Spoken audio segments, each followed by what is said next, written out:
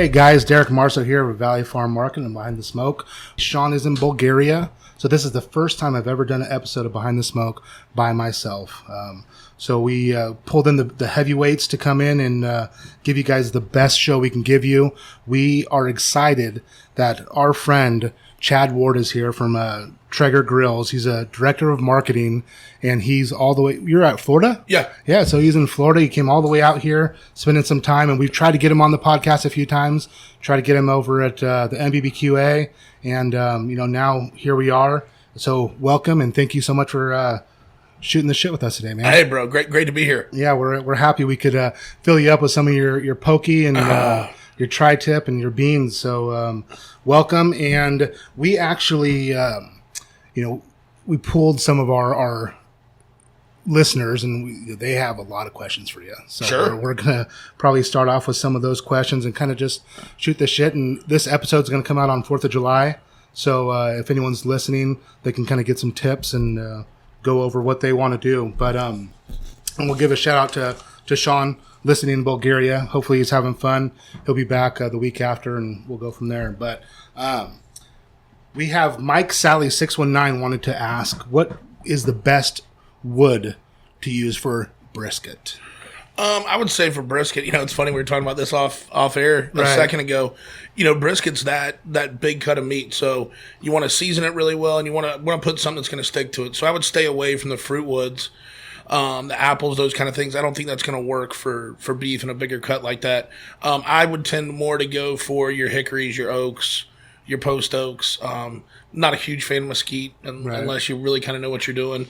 It can overpower the meat pretty quick. It can get pretty bitter pretty quick. And that's one thing, when it comes to anything that I try to always preach in classes, etc., is all you're doing with smoke, seasoning, sauces is elevating the meat. And you should never cover it up. It should never overpower it. It should never change what it is. Right. It's just, I kind of call it the high heels and the lipstick.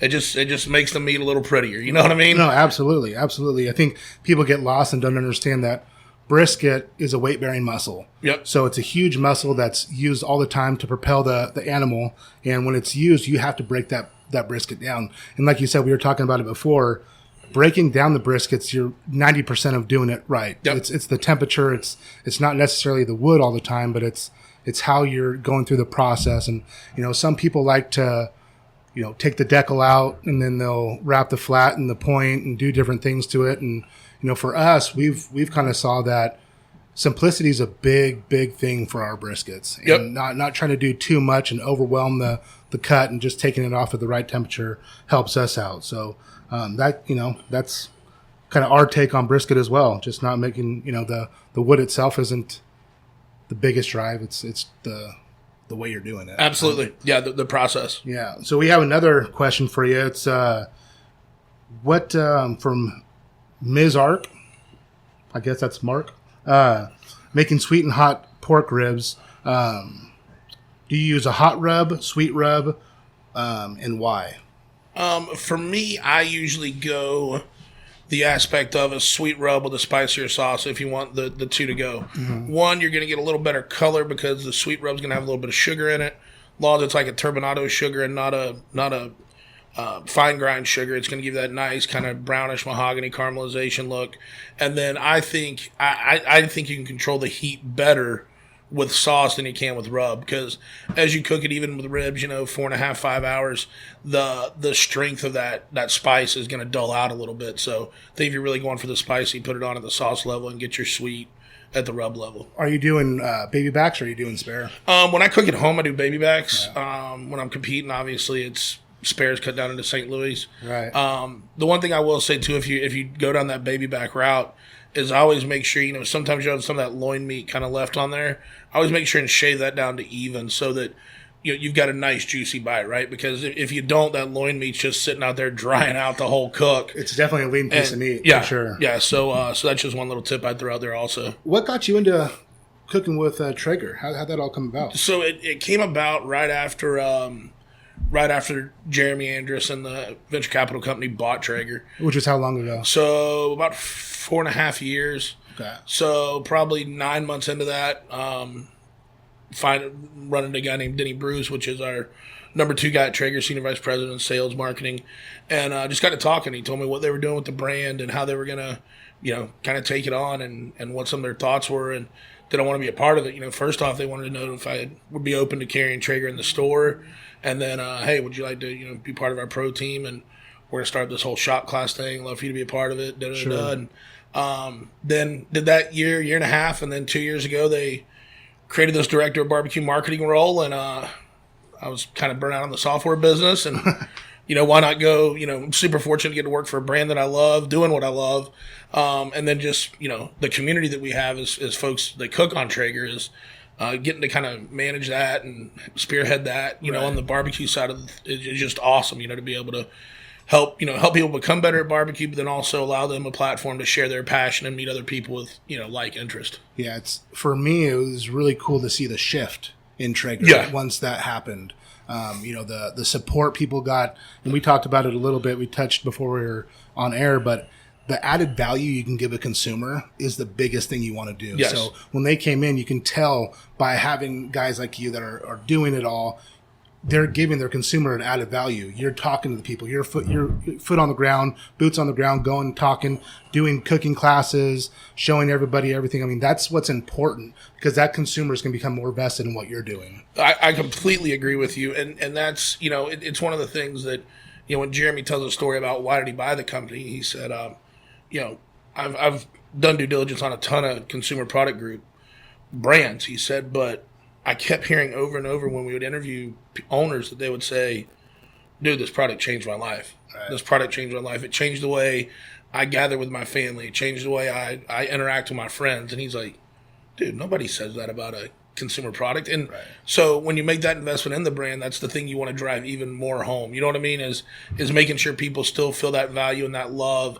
And it is changing people's life in a positive manner, Yeah, there's nothing more important than breaking bread. No. When you're with somebody and people that you care about, and, I always talk about Traeger, and people are like, is it a good smoker? Is it bad? I'm like, look, it does its job. It's phenomenal for the backyard smoking. Yep. I mean, it's absolutely great where you can go outside, put on your brisket, put on your pork butt, put on whatever you want to, click it, forget about it, or, obviously come back and tend to it as much as you want, but you can have it set at a time. You can come back, serve great food, and everyone's just like, wow, that was awesome. And you get to enjoy your company that way too. You're not Absolutely. up all night throwing a log every 45 minutes, you know what I mean? Yeah. Sometimes, I grew up on a stick burner, you know what I mean? And a lot of times, man, I get to the party time and you're just like, crashed out on the couch and everybody's eating, wanting to tell you how good it is, and you're just like, dude, can I get a 30-minute nap here real quick and try to rally back? And no one understands. Like, my mom would always be like, hey, do you want to come over? And like, I would cook, I would do all this stuff, I'd be working and getting all this food ready, and they're like, come and enjoy. I'm like, I'm done. Yeah. I'm absolutely beat. It's been 13 hours of just getting up and making sure everything's perfect and making sure the temperatures are right and doing that. And, having a Traeger, when we bought the COM 200, it was a great thing to be able to just say, okay, here's our ribs.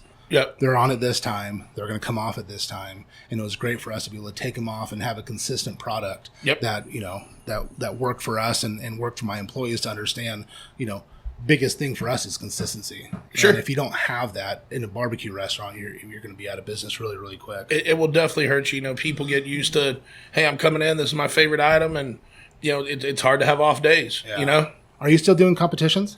Man, I if I ever had time, I would love to. I've only done one this year, and it was actually, we were filming the new infomercial for Traeger at it, so wasn't really 100% focused on it. Finished mid-pack. It was nothing to be proud of. Right. But no, I would love to, it's kind of hard. I mean, I've done competition now for 11 years. The last 2 years, not a bunch because of being so busy with Traeger, but it's also like, competition world's always going to be there, dude. These kind of cool opportunities with a brand like this aren't always, you don't know how long they're going to be. So you got to kind of, do your job and enjoy it as much as you can.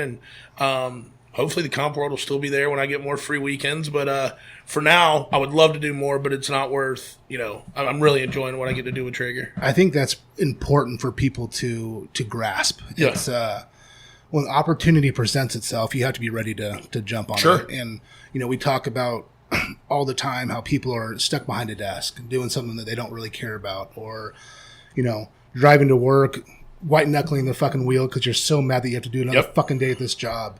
And when the opportunity presents itself to do something that you love, you have to take advantage of it because you don't, like you said, you don't know when it's not going to be there. And if you didn't jump on it, you'd be still doing not to say you hated what you did, but you definitely don't love it as much as what you're doing now. No, and even for me, I mean, I walked away from a ton of money in the software business to so I don't like doing the math on how much but for me it was kind of like, it's not a game of who dies with the most money. Right. You know what I'm saying? It's what experiences have you had? What legacy will you leave? Those kind of things that really matter to me when you kind of look at it when it's all said and done. How many lives can you impact? Yeah. That type of stuff. And I just didn't know that rolling out RFID software systems was impacting that many people's lives. You know what I mean? No, absolutely. But hey, if you can teach a handful of people to cook good brisket, you've done all right. You know what I mean? The smile on people's faces when you get done, and we get it a lot here where you're teaching the customer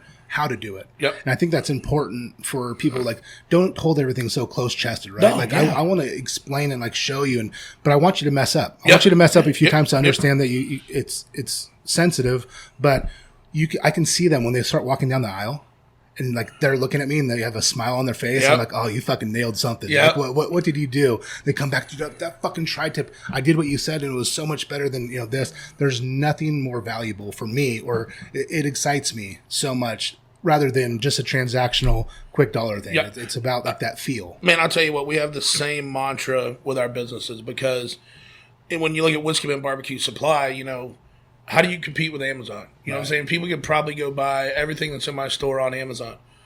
We're not a transaction-based business. We're a relationship-based business. Right. You know what I'm saying? We want people to come in, grab a cold beer, sit down, tell me what you're cooking this weekend.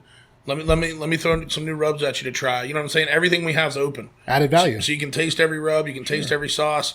That type of thing to where, hey, you know how many of my customers have my phone number? Right. And just will text me on a Saturday like, hey, man, I talked to Danny at the store, and he walked me through brisket, but I kind of forget this part. Like, dude, here's what you want to do. And that's customer for life. You know what I mean? Because that's a relationship now, and a solid one, and not just a transaction. So I completely agree with that. Another quick thing about teaching, I got to give props to the guy I consider to be kind of the godfather of barbecue in Florida, a guy named Rub Bagby from Swamp Boys. Rub was a great mentor to me when I started, still a dear friend and a great mentor.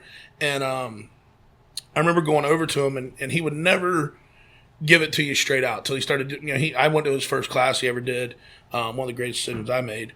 But before that, he would always say, well, tell me what you're doing. And so I'd walk him through my cooking process, and he would go, well, hey, why don't you try this next time? I never give you more than two things at the most. But it was all because he wanted you to see. One, he wanted to make sure you were doing it. Right. You know what I'm saying? Two, he wanted you to see the progression of, hey, it's going to take 3 or 4 practice cooks to really get this dialed in, and kind of set that mindset with you. And dude, it's something I take to this day, and it's kind of how I try to help people. If they say, I'm not going to give you my whole competition brisket program, but if you're struggling, tell me what you're doing, and I may take one of the steps that's been really successful with me and share it with you, Yeah, no, it's awesome. I mean, we're talking about pretty much the same thing because it's very, very cool to see just that progression. Instead of wanting to do the best brisket ever and have the best brisket, trust the process. Yep. Understand that the process is the best part about it. Yeah. It's making a shitty brisket, to making a mediocre brisket, to making a phenomenal one, and then going back and like, fuck, I made a perfect one. Now I fucked up again. What did I do wrong? Yep. But you have to trust that process. And once you start doing that, that's where your education comes in. That's where you start to learn, and you start to say, okay, brisket isn't really a temperature thing. It's a feel thing. You got to make sure you feel that thing and make sure it's. I always call it that room temp butter test. Yeah. You leave a stick of butter out for a couple hours on a table, take your Thermapen and put it in there, and you get that kind of slide through and a little bit of resistance in the middle. That's perfect because you want that little bit of resistance there because you want that, for that next 3-4 degree carryover cook when you pull it off. It should be perfect. Right. No, I agree. And I think another place where people, I do also believe, I try to teach everybody to be able to cook with what they can afford. But if you're ever going to splurge on a piece of meat, the difference in prime and choice on brisket or, Wagyu, is hands down. And I mean, I'm sorry. I mean, you guys are like fortunate out here. I know you can pick up prime brisket sometimes for $3.54 a pound, which is we don't have that luxury in Florida. Right. And, to me, it's just worth that extra 75 cents or $1 a pound because you're starting with a better product, And you have to understand too that the cooking times are a little bit different on this too, especially with the Wagyu. It's for us the intermuscle marbling cooks a lot faster. Oh yeah, so you have to make sure that you're sensitive to that. Completely agree. Once all that fat gets hot, it's like it's own little inferno inside, and it just cooks quicker. Yeah, it cooks a lot quicker. So people that don't understand or don't know or aren't educated on the difference between choice and prime, one of the big things is choice is the top 20%, prime's the top 2%. Yep. So you can have a choice.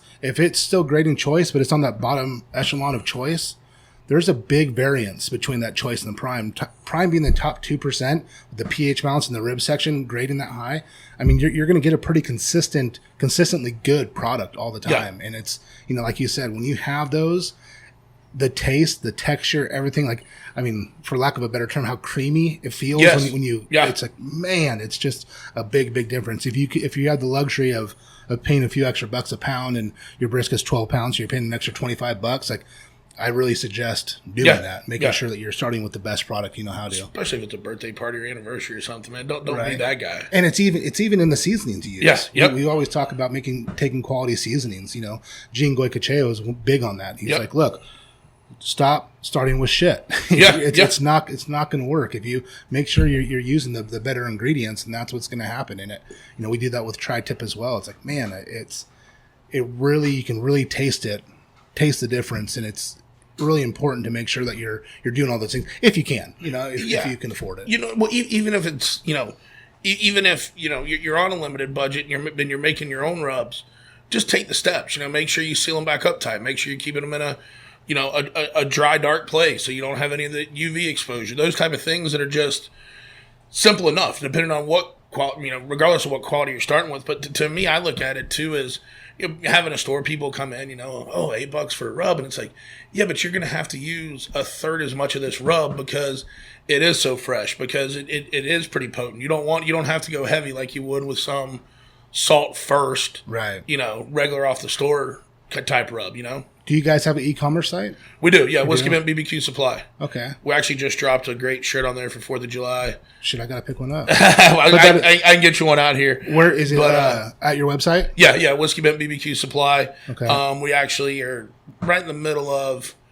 It's up, operational, doing well, but here in the next probably 2 weeks, you'll see kind of a complete facelift. So one of the things, to kind of switch gears on the entrepreneurial side of things a little bit. And I'd love to get your take on this, but I've really gotten to the point now with the way everything's kind of growing and as busy as life's getting is you really have to kind of sit down and do kind of a self-evaluation. What am I really strong at? What's my team really strong at? And where do we have holes? Mm-hmm. And one of the ones I identified was just creativity. Right. I have a ton of great ideas, but I just needed someone to work with to be able to say, hey, convert this idea and thought into this image or into this hat or into this shirt. And went out, found somebody, contract basis, hey, here's the deliverables, here's what you're going to get paid. One of the best, I think sometimes when we start these brands, it's our name, you know what I mean? So we get so super protective of it, and you should.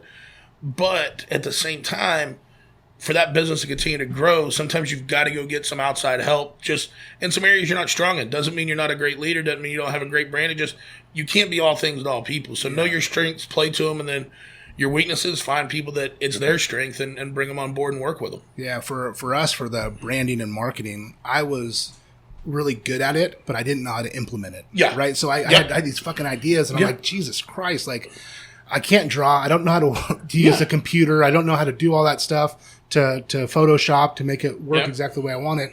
How can I do it? And like what you said, I got a person that was really, really excited. I actually went on Craigslist and looked for a few people and found someone that was just fresh out of college and was thirsty. They wanted to do something. Had her come out. We went over ideas, told her what I wanted. She made a few things. I'm like, that wasn't my vision. Let's try this. And then once she understood me, it just took off. Yep. And it's important, like you said, to be okay with a few changes and make things fresh and exciting. And because people want to be excited. We do different hats all the time. We do stuff that's floral pattern for Hawaii. We do stuff that's, we have a fishing crew and a hunting crew because I do a lot of hunting and fishing that people want to be a part of. Now all of a sudden I have people that are marketing for me. Yep. They're out hunting. They're taking pictures of their shirt, wanting me to put it on social media. They're putting it on their social media, but they're proud of it. Yeah, absolutely. It's a brand. They're so proud to be a part of that. And it's important to make sure you're getting out of your own way. It's not like, well, it's not broke, don't fix it. I don't believe in that. No. We can make things better. But it's finding those people that are better than you. We talked about it before. It's, if I'm the best at everything in my business, I'm doing something wrong. Yep. I have to hire people. Like I have my assistant, Abby, who we talk about a lot in this podcast, but she's absolutely fucking amazing. And she has a very sick mind when it comes to AP and AR. I'm good at it. I can do it. I fucking don't like it. Right? I don't want to fucking write the checks. Yep. I don't want to have to worry about balancing and all that. Yep. I want to know where my checkbook's at, where we're at, what our purchases are. But I don't want to do that. But she loves it. Yep. You want that one pager that you're looking at each day, but not wanting all the transactions that create that one page. Yeah, and she soaks it up, but she's better than me at that. Mm-hmm. I have Kat, who's our general manager now, that's doing just amazing things with our beverages and stuff that I didn't really even understand. I had to get out of my own way. Yep. Right? I had to let her go. Yep. Give her some, and then what happens? Now she's even more vested in it. She wants to be a part of it. She's proud of it. She's excited, and it's like all that does is create a work environment that everyone wants to be a part of. Yeah, because they're happy to come to work. And the other thing too, that I've learned about that is, you can't just say, "Hey, I'm letting you do this." You got to empower them, right? And give them a little bit of ownership of, "Hey, man, this is you. This is yours to handle." Right. And if you've hired the right people, man, pride will take over. Yeah. You know what I mean? And they've got their fingerprints all over it. They want it to be the best it can be, and exactly what we talked about. So I think that's another key cog to it also is you can't just say, "Hey, I want you to take care of this." You got to actually empower people and entitle them to get it done. I think it's big, and I think it's important to make sure that you're looking out for their growth too. Absolutely. So I have, and I'm not just talking about him because he's here right now, but Corey, right? So he's extremely good at what he does with our social media, and I want nothing more for him than to grow. Mm-hmm. So however we can do it, I want to empower him to make sure that he's getting better. So I don't want him to feel like I'm suppressing him, saying, no, you can't do this, even though some of his ideas are fucking weird. But I want him to feel like he can go do those things and be happy. So when he comes in here, don't shake your head. They're weird. And but I want him to be excited, right? Yeah. So I don't want him to come here and feel like, oh, fuck, here I have to go take a few pictures and post them and do this. Like I want him to have like some of that. He goes and he's creating a little stand for the beer and he's doing these and creating different images but you can see it excites him. And I want to empower that. Like, hey, keep going with it. Yep. Keep doing that. And it's contagious, right? Sure. Negativity is contagious. Positivity is contagious. And Yep. if I can create a positive work environment, it's going to be contagious for everybody around us. And I didn't have that for 10 years when I first started here because me and my uncle were at each other's throats all the time. Okay.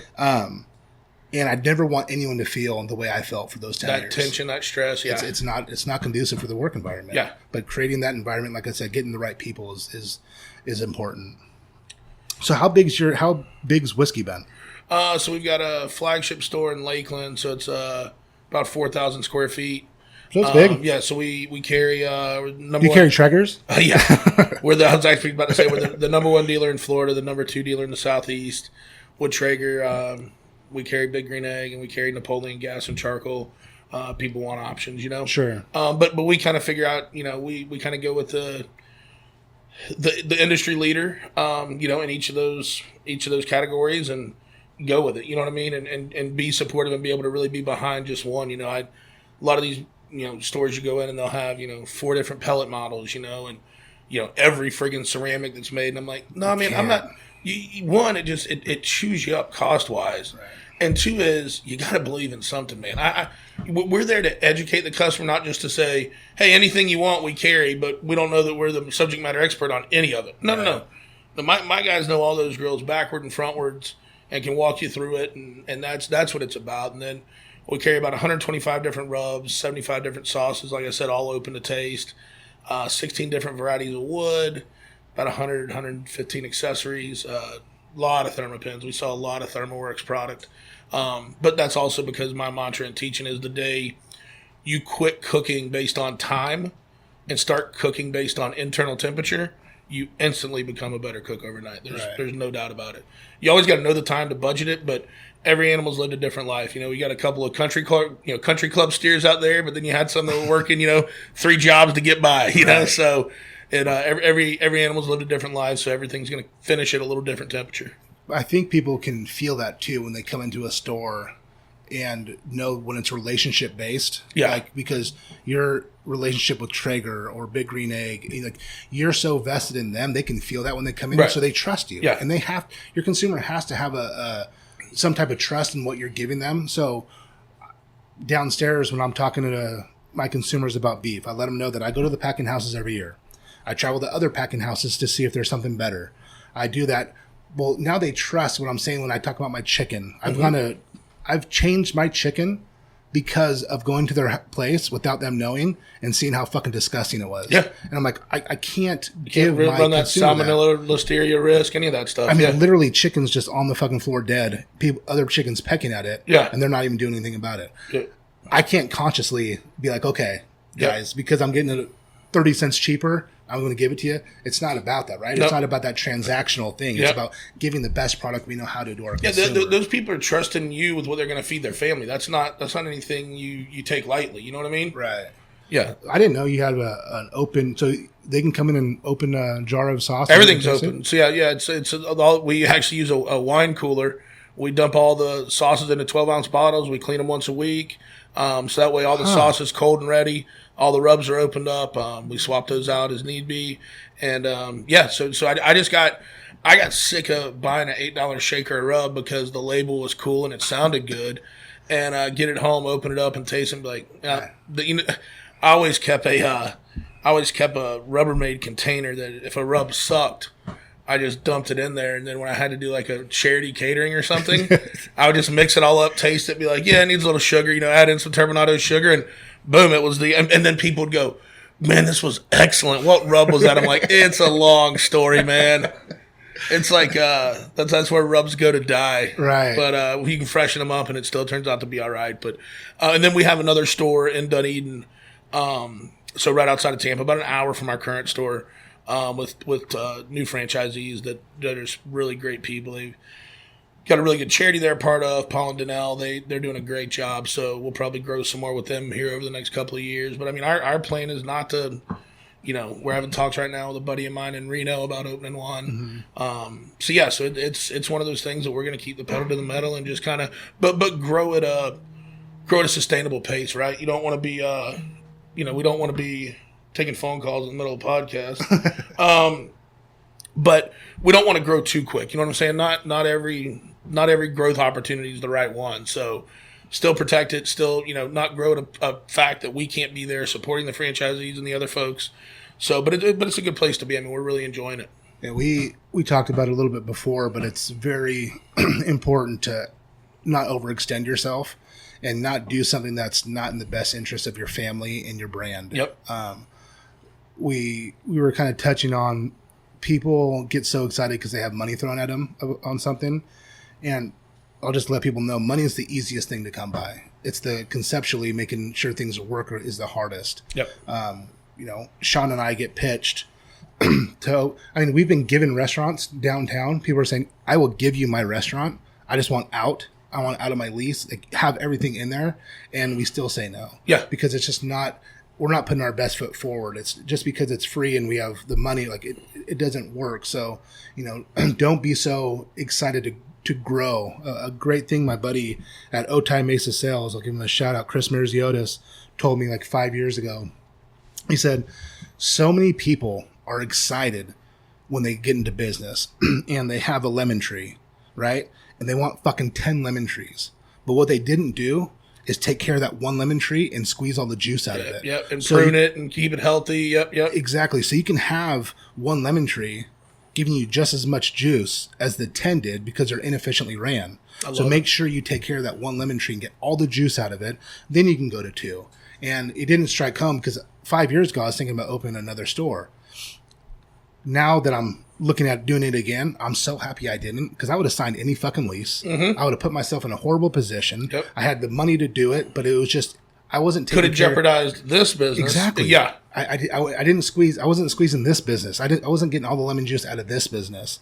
And now getting all the lemon juice and making sure that we're running efficiently, procedures are in place. Now my scalability is higher because I know what I can look for. So when I go to the next store, if my P&L is not right, whatever it is, I'll know. Back then, I was just a fucking young buck. I was like, fuck, I'll take on the world. Yeah. It's not going to happen. But it's great to hear that you're actually taking that approach and knowing that it's you can't do it too fast. It's a recipe for disaster. Although it sounds amazing.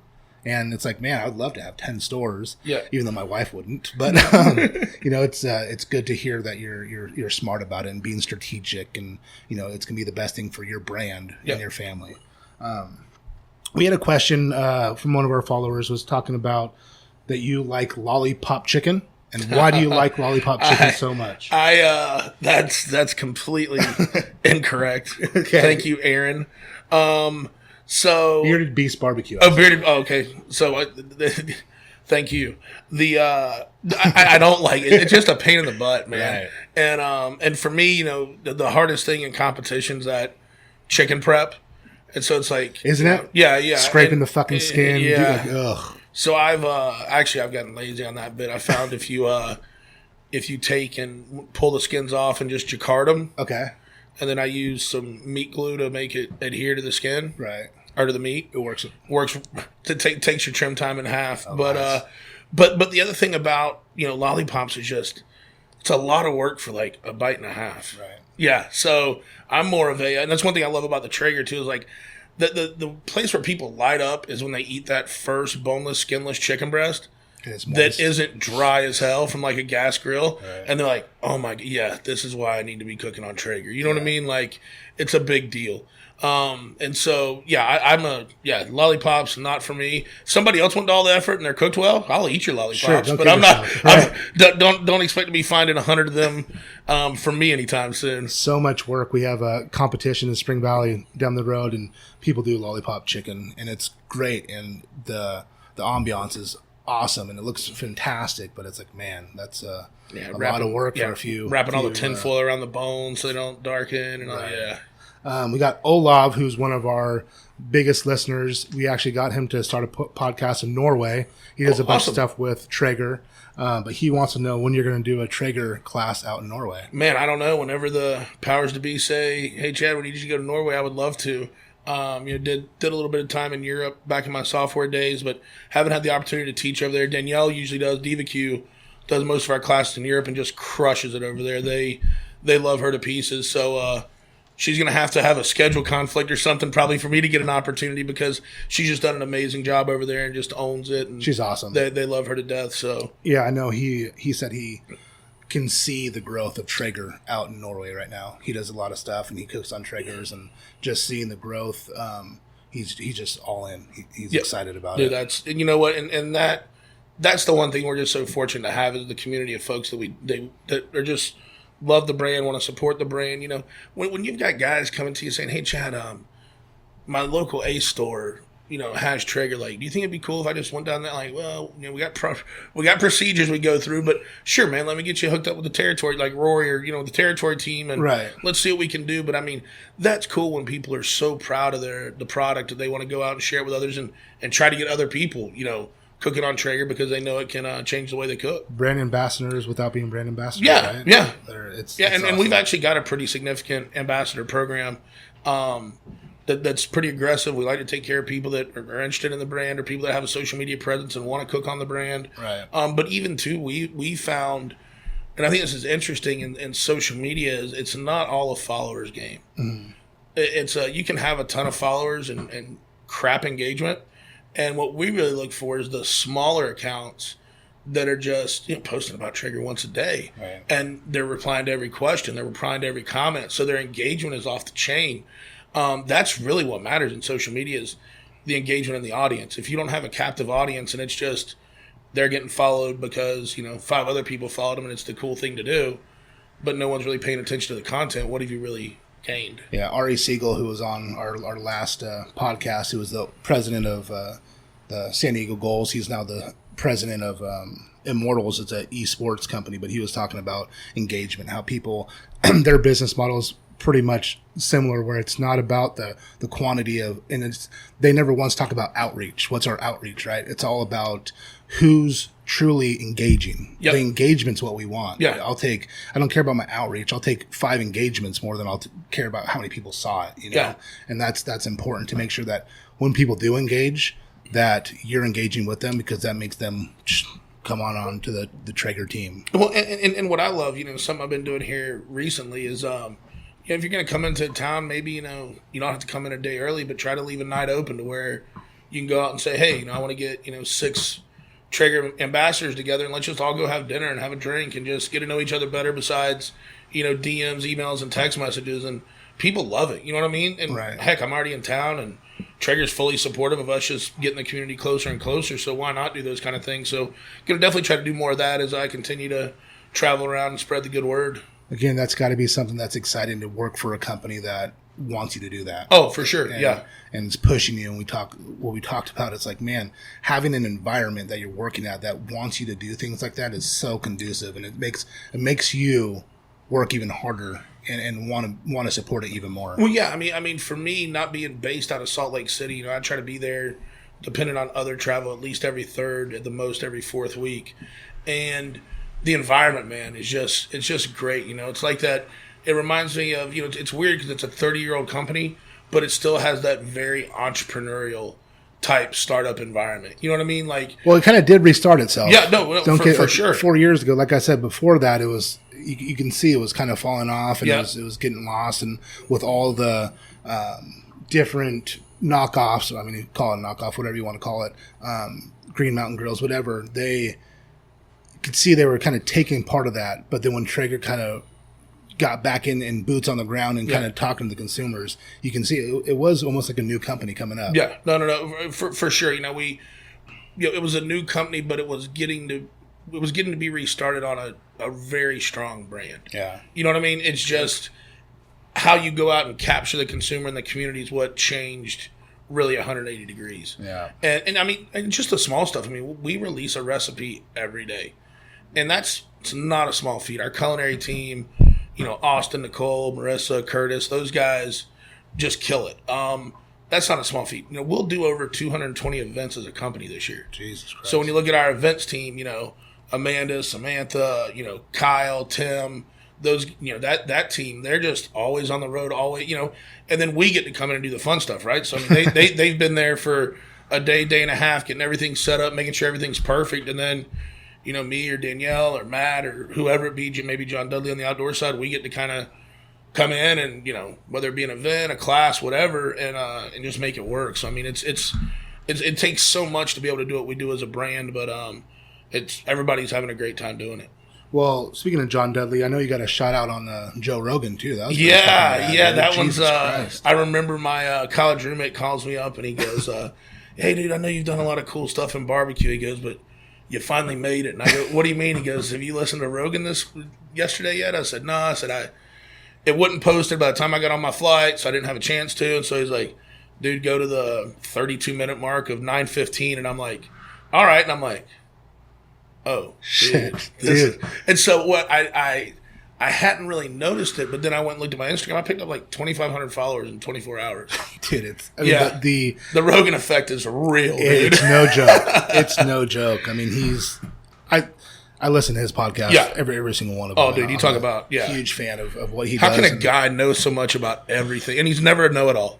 Like, he's always learning from every guest, but, like, his breadth and depth of knowledge is, like, I mean, he's got to be some sort of genius level. I mean, just the amount of stuff that he knows, but still, anybody I've ever talked to that interacts with him says there could not be a nicer, more down-to-earth guy. Yeah, and he's always saying how he's not smart, but he's just like a parrot and can remember what people say. And I'm like, no, that you're brilliant, dude. Yeah. It's what's good about him is that he bridges a lot of people. And absolutely. I feel on a micro level, I try to do the same thing where it's, I don't care if you're black or if you're white. I don't care if you're what religion you are or whatever. And, if you're a Democrat or Republican or whatever you want to label yourself as, well, first off, get rid of your fucking labels, right? Let's all just come together. Yeah. But it's that bridge where you can kind of talk and you can see other people's points.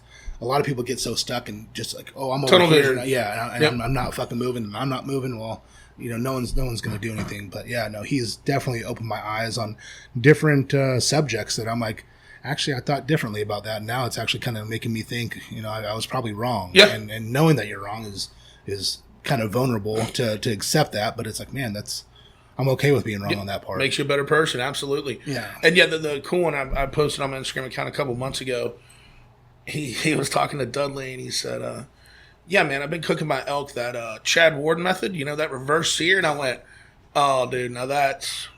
So I sent that over to my buddy, and I was like, hey, can we grab that 10-second sound clip? I really need to post that. That's fucking rad. Let's talk about reverse searing. Yeah. Actually, by the way, Joe's actually cooking on a Timberline 1300 now. Nice. He got him off of his Yoder. He was a Yoder guy. Yeah. And so, he was. I didn't do it. Dudley gets all the credit for that. But and John's been a great ambassador for us on the outdoor side. Fuck yeah. He's just so tops in his game as far as a professional outdoorsman and an archer, and dude has insane. Oh man, I met him the first week I came on as an employee. They're like, Tyler Stark, who kind of runs our whole community outreach. He's like, hey man, I got this guy that's on the outdoor team. He's gonna be like an hour and a half away from you, and he wants to cook a hog on a 34. So literally, it was like putting in an order. Like the next day, I'm talking to Dudley, and he's like, so what do you need? I'm like, oh man, we probably need like a 65 pounder on hoof, like. We can take the head off and it'll fit on there. And he's like, all right, that's what I'll go find. Right. That's what I'll go find. Yeah. 2 hours later, he sends me a picture of this.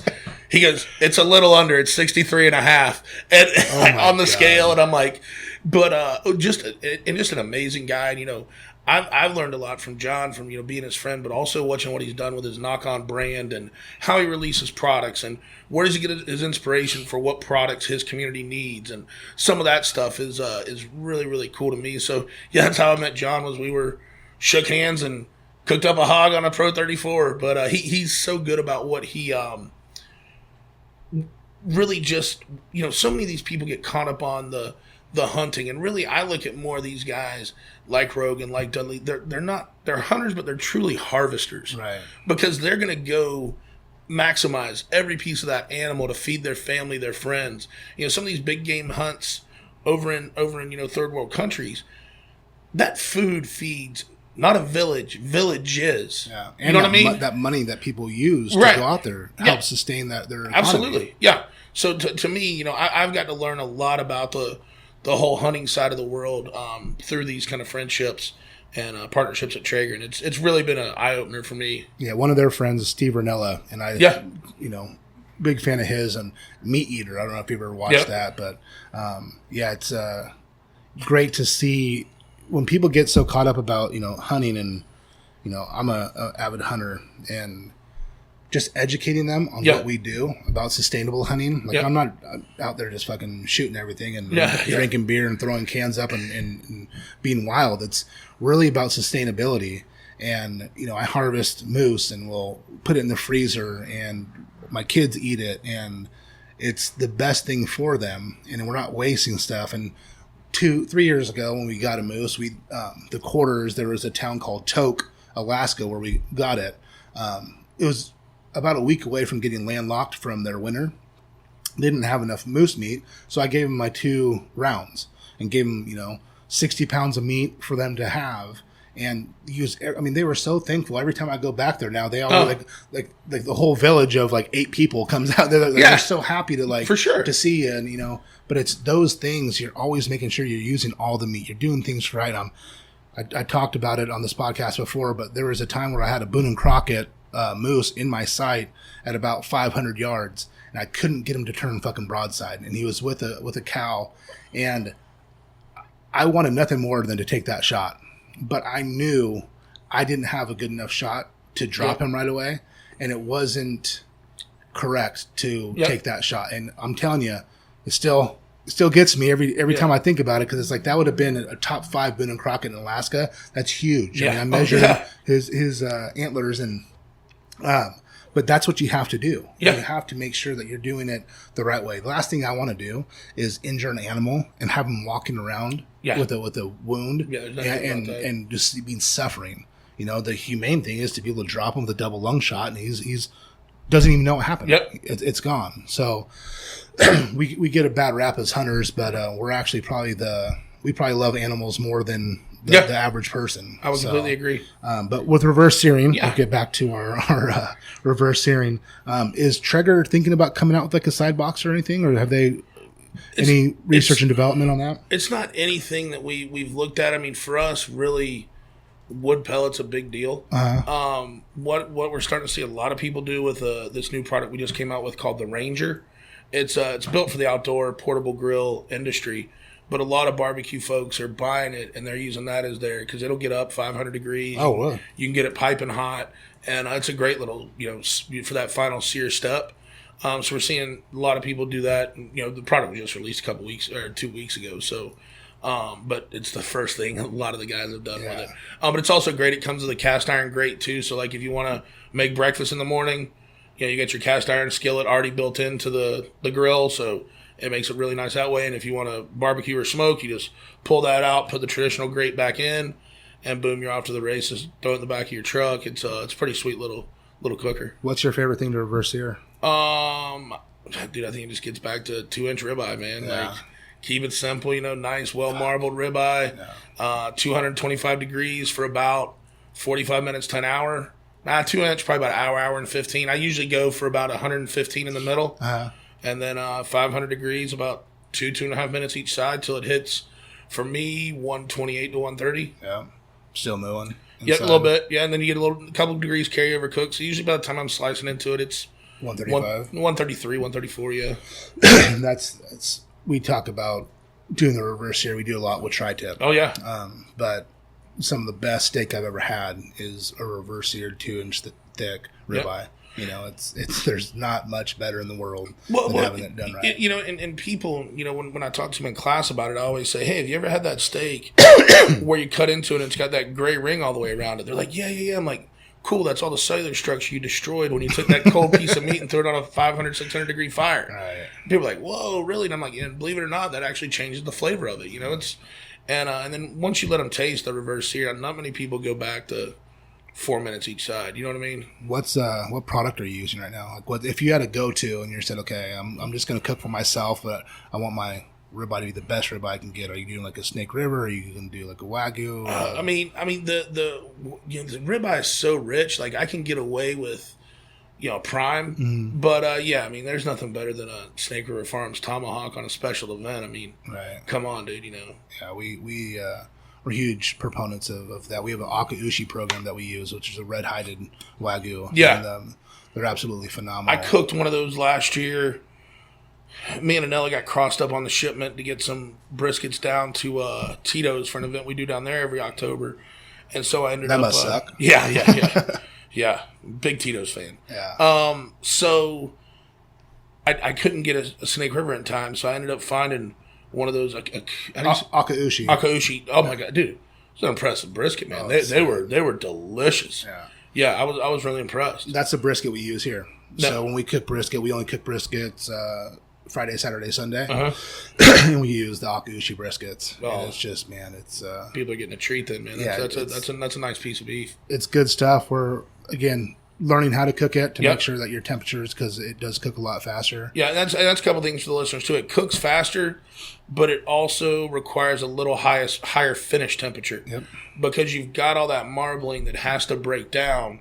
I always tell the story, the first Wagyu brisket I ever cooked, Snake River, I cooked it just like I would cook a choice. And pulled that baby off like 198.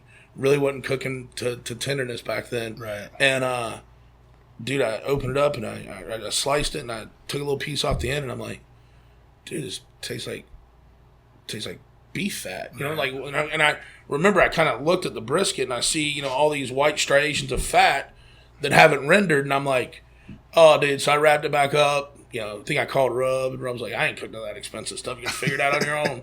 And I cooked it another 8 degrees, probably got it up to that 207, 208, and dude, it was money.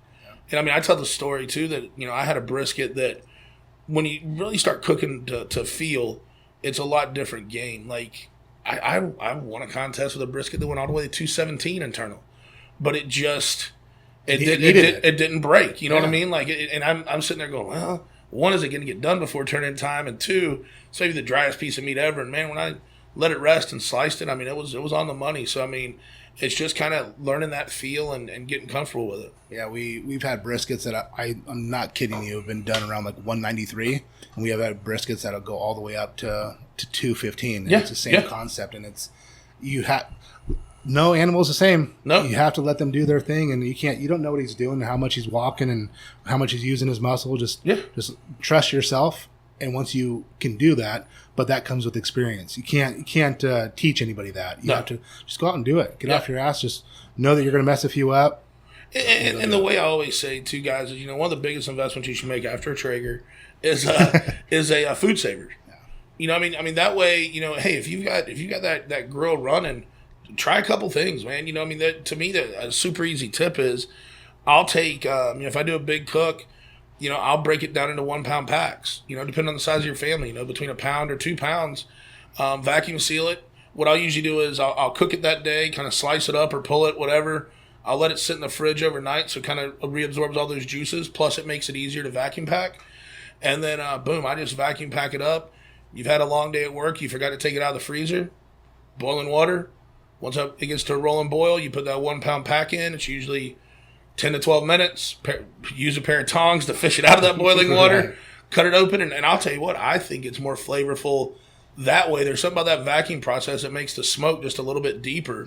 That I love it that way. So that's a great way to be able to, man, I don't want to test cook because I don't want to eat brisket again. Well, dude, test cook it, taste it, figure it out, slice the rest of it up, and people love it as Christmas presents too. Believe it or not, we put them in like beans, or you can put them in different things. And, chili. Yeah, absolutely. Yeah. So you're never really wasting it.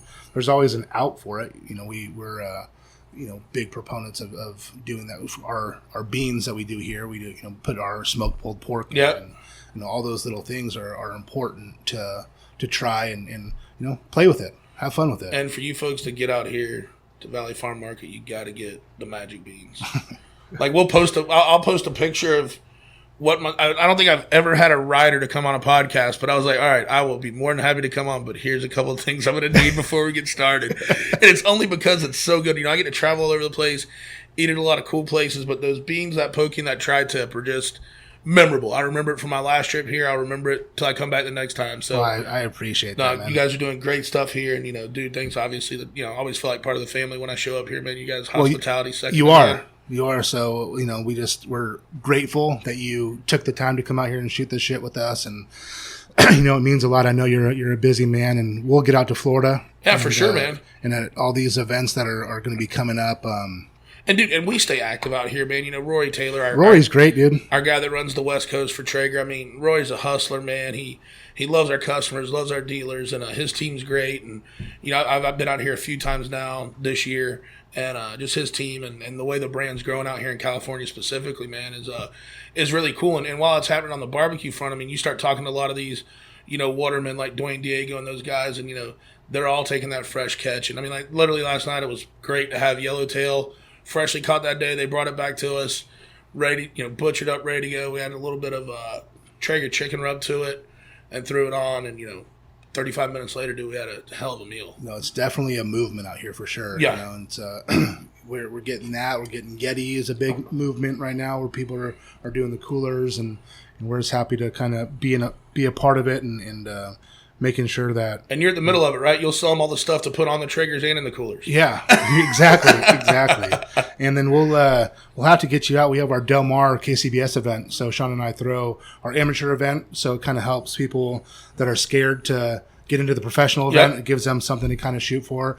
Then we have our Turf and Surf Barbecue event in Del Mar. It's our third annual one. We're excited about that, August 19th. So if you can't make it out this year, we'll...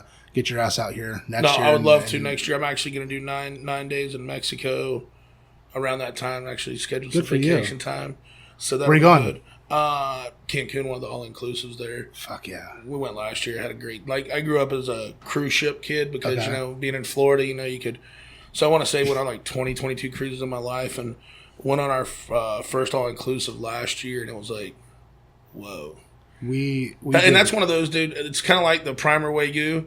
Like, pay for the upgrade, like, pay for the nicer resort, like, even if it, takes you an extra month or so to save up for it, like, that's what you want to do, because when you do, man, it's first. Cause you're kind of spoiled at that point. There's no going back. Yeah, my wife and I, we didn't, our vacation time was, she's from Indiana, so it was always like going back to see her family. Yeah. And going back to see your family, God bless them, they're great, but it's a lot of work. Indiana's So it's beautiful that time of year. yeah, right. But everyone's like, I want you to come over here. Or I want you to go over here. Yeah. I want to see the grandkids. I want to do this. And you're it's like, God, we never had holy- vacation. right? And then we went to Jamaica to a Sandals resort, and all inclusive, and we paid the extra money for the nice room and everything. Yeah. And it was like, holy fuck, this is what a vacation You is. can do as much or as little as you want to. I would wake up and I'm like, I was like, well, what do you want to do today? I'm like, whatever. Like, I don't fucking know. This is great. At first, it was hard because I was like, my phone with work. And Yeah, I'm like, yeah. I put it away. I'd go sit. I'd roll my fat ass into the pool, Yeah. swim up and grab a beer, go back out, and then I'm like, oh, feel hungry. Go eat. Like, Yeah. whatever it is. It was like Take a nap. awesome. Yeah. Awesome, man. And Yeah, no, the first thing, I've gotten better about it because I'm kind of like you, man. I always want to stay connected. When I do that, I give myself an hour a day, and I either pick it in the morning or in the evening, whatever. But the other 23 hours, dude, that thing goes in the safe and, unlock it for the next time. I mean, when you run really hard, you got to have those times where you just kind of shut it down and kind of recharge the batteries and go back at it. And I talk that really good game. I just need to do a it better more. job of it, But no, I'm definitely committed to this vacation. That's what I'm going to do because it's just beautiful out there, and it's just nice, like I said, to do as much or as little as you want. Yeah, we do a trip every year to my cabin in Alaska, and it's the first 2 days are rough because I don't have my phone, and then being out, we take a backpack on 14 days with tents and go for our moose hunt. Yeah. And it's I've never felt more alive than I do when I'm out there. Whether it's going and chopping down wood, tending to the fire, whatever we have going on, making food, hunting, very primal. We're getting low bush cranberries and blueberries and picking them for the pancakes in the morning. Every little thing but I get to escape Yep. all this Sure. instant, gratification. Everything's so instant here. Yeah. Out there, it's not, but it's, man, there's something about that. It just, if You didn't worry about not getting enough likes in the first hour on the picture you posted? right. Yeah. So it's not really a big deal when you're trying to find wood to stay warm at night. Yeah, I think everyone that's like Chatterai, that's go go go. I think it's important to make sure you can decompress a little bit. And go do those things. But Chad, thank you again so much for coming out. We're going to continue eating here, and for all the listeners, thank you. We're going to give a social shout out to Derek Dawson, one of our good friends who is always just doing an amazing job helping us out with Behind the Smoke. He's also put together a Behind the Smoke group where we go out and we try food for the different places for the people that we have on the podcast. Derek was the one that headed that. He's got a new smoker now. He's smoking all the time coming in. He just had some Snake River Farm stuff that he was cooking up. But Derek, we appreciate you. Thank you. I'm sure you already have a mug, but we'll give you another mug and some hat and some gear. And to all of our listeners, man, I know Sean's not here today, but we miss him a lot. But thank you guys for all that you do. We can't tell you how humbled we are by the responses that we get and by everyone reaching out. And if there's anything that we can ever do, please let us know. How can people get a hold of you? I'll tell you what, you can reach out to me anytime on Instagram, Whiskey Mint BBQ. And I kind of feel if you take 10 seconds to send me a message, regardless how busy I am, I can take 10 seconds to reply back. So if you don't hear back from me for some reason, bump it up to the top of my inbox, and I promise you I'll get back with you. But yeah, you can follow us there, and then obviously at the store, WhiskeyMintBBQSupply.com, and then obviously Traeger, you can go to TraegerGrills.com and check it out there. And then obviously follow us on social media. I mean, we've got 5 accounts on Instagram. 3 of them are the markets that we actively market to, which is Traeger BBQ, Traeger Outdoors, Traeger Culinary. Our recipes released every day on Traeger Recipes. And new recipe every day. That's one new pretty recipe every fucking day. rad. Yeah, and our database on the website at Traeger Grills is like 1,300 recipes right now. So I mean, if you can think about it, we probably got one out there that's ready for you. So just keep following us. We got a lot of fun stuff in the works, and appreciate everybody's support. We wouldn't be here without all the people that are supportive of the brand. So thank you for what you guys do. Happy 4th of July, guys. Hey guys, this is Sean and Derek, and we just really want to thank you for listening to the podcast. It means the world to us. We'd like you to go check out BehindTheSmokeMedia.com. That's our website where we have barbecue resources for you to help build your barbecue business. We also have events listed, so anything that's happening in the West Coast barbecue movement, anything that's going on, we want you to go check that out so you can learn more and get involved. We also have show notes from all the episodes. So anything we talked about in the episodes, you can find detailed show notes there.